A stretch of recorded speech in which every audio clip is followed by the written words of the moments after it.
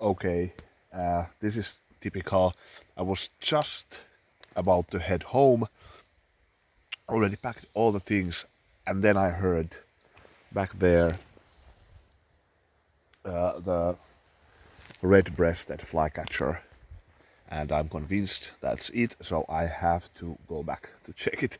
It might have really come back to the same place it was last year, and the evening is actually getting a bit nicer. The wind has calmed down a bit, and then the birds are starting to sing more. So I have to check it because it's really rare bird, and I have a photo of it. I can put it here, but I want to have a bit better photo of that also.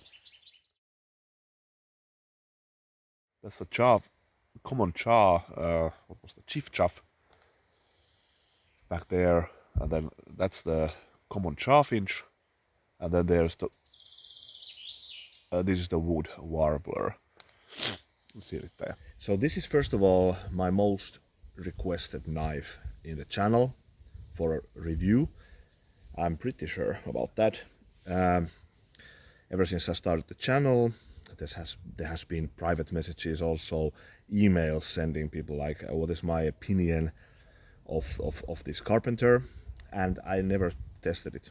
I held it in my hands many years ago, but that's it. So I never tested it. And I know for a fact that, for example, Kukkeli Bushcraft Tim has a great channel in Lapland. Check him out.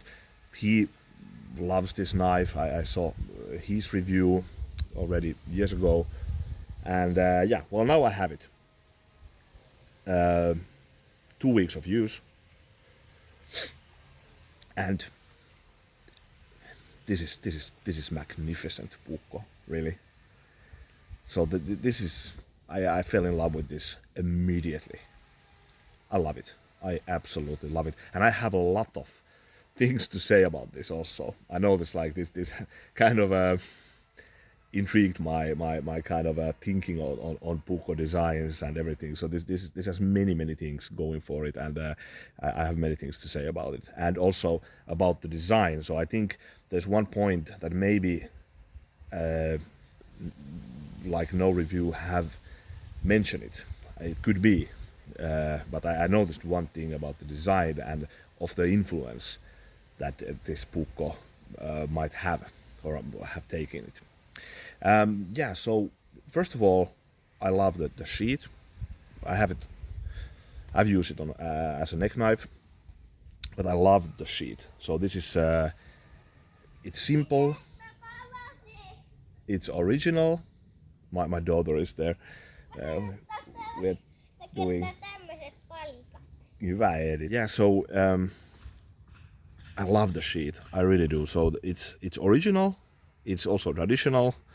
Original and traditional. It has its own character. You notice it immediately with this type of stitching. Very high quality. I love the feel of the leather. I think it's good quality. Yeah, and it keeps the knife, the puukko, completely there. So this is not going to drop. Very good. Yeah, then let's go to the knife. Let's put the sheath away. Yeah, what to say about this? First of all, the grind, it is absolutely fantastic. It is near perfect in my opinion for a puukko. It's high Scandi, as you see. Very nice, the dimensions, gorgeous, the tip.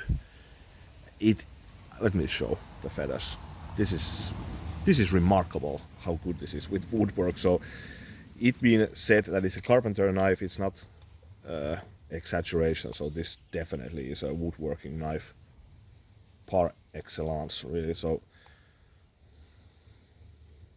this is it almost like reads your mind. I feel like it doesn't cut the feathers. You can do very delicate feathers, as you see here, very delicate. I'm almost not holding the puukko in my hand. It's very loose on my hand, and I just let the grind, the edge do its work. And as you see, there's not a single. Well, now there was one that I cut away, but there was a kind of bump there. But it doesn't break the feathers. very forgiving, beautiful high Scandi. And then great for carving, like this eats wood like it's butter, really. So, and comfortable, really comfortable handle. So let's go to the handle then. Here you see Heimo Roselli label. No? Mä tuun kohta ottaa ne. Me taitaa ihan just valmis. On meidän ruukussa. Okei, mä tuun ottaa ne ihan just pois. Yeah, so here Heimo Roselli. Initials. Now to the design. So there's one thing that I noticed about this that I'm not sure if anybody has mentioned this, but I firmly believe that the influence of this knife comes from the famous Orijärvi puukko by Fiskars. So Orijärvi, I have a review of that book also in my channel. Orijärvi is the first mass-produced Finnish puukko, like the answer for Mora in Finland. It was started in the late 18th century, so very old design, and that puukko takes its design actually from an old puukko that was found near where actually I live. So I live in Fiskars, and it's kind of based already in a traditional puukko that was found in this area. But then Fiskars made it, and I think Heimo Roselli must have designed this, I think in the 70s, 80s, and especially in the 70s, Orijärvi was really famous in Finland, so everybody knew it, and this has all the elements of Orijärvi. So this kind of not too wide reach, or how would you describe it? Very shallow, all the proportions of the pommel. This here, this is typical Orijärvi. This is almost like the prototype of when you see the first Orijärvis. They had this kind of handle, and I believe that Heimo Roselli must have known it. Like, of course he knew the Orijärvi puukko. So I believe really that this takes its influence on that. Also this overall handle shape. Orijärvi does have here this kind of ridge here, but this doesn't have it. But anyways, very close.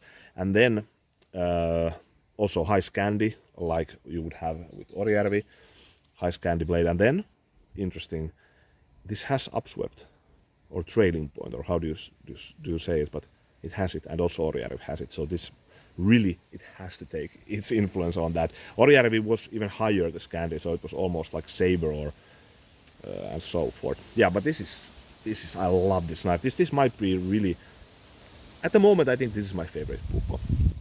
It has so many good things going for it, and there's one thing that I really must emphasize is that, okay, this is a pricey puukko here. This was 170, something like this, made in a UHC, this high carbon, ultra high carbon steel. Here you see it. Out of focus. Yeah. So I've used it 2 weeks. No signs of dulling. I haven't even stropped it. So yes, it's very, very tough. Also fragile, but for a puukko like this, which you only use basically for small cutting things and then woodwork, I think it's completely okay. Probably very, very nice steel. But it also has the version of the normal carbon steel, and I would think really that is also great steel, probably very good. And that is that's like 80 euros you pay for it. And then what you pay, when you pay the 80 euros of this, and you have the normal carbon steel, which I think probably is going to be very good, then you pay, like, I think you can't really get more of a custom-made type puukko with that price, because this is small firm. They make their own blades, everything there in the house. So this is custom-made puukko, but then you pay like 80 euros for the normal Carpenter. So that I can highly recommend. I can highly recommend this too, but this is pricier. So I love this concept of like being not breaking the bank, but then you get like, it has all the elements of custom-made puukko. You have the fitting done here, beautiful. So there's no ricasso, pure perfection. The cutting edge starts immediately there. Nice silver, beautiful. So you get that with not a lot of money, because many of these kind of not so great mass-produced martinis, for example, that are made in Estonia, they are almost in the same level. So you pay 70 euros, 60 euros for that. Anyways, I love this. This might be my kind of epitome of Finnish puukko. I can highly recommend it. We'll use this, of course, as a woodworking knife, but maybe even as a mushroom knife or something. I just love the feel of it. So I'm a bit of a crazy person. I've done mushroom foraging 20 years. I always carry puukkos with me, so I don't ever use those normal kind of mushroom knives. I don't even have the, how do you say, the harja brush here at the end, because I will always clean them with a proper harja, proper brush when I'm at home. So if I'm foraging mushrooms, I want to spend that time only for foraging. I will clean them later. Anyways, enough about that. Lovely, lovely, great knife. I can highly recommend. You're kind of, if you buy these knives, you're buying part of Finnish history. So beautiful, beautiful, and a nice addition to the Finnish puukko tradition. So it's a bit of a maverick type to this Roselli. So they started to make the puukkos in I think in 60s. I might be wrong. I will put the proper dates on the description. It's based on Harmoinen in Middle Finland, in the lakeland, beside the second largest lake Finland. I know the area very well, beautiful area. So that even kind of warms my heart. Sorry, my English. Yes, but anyways, I will continue here. I will prepare some food here on the open fire with my daughter. Thanks for watching. See you later.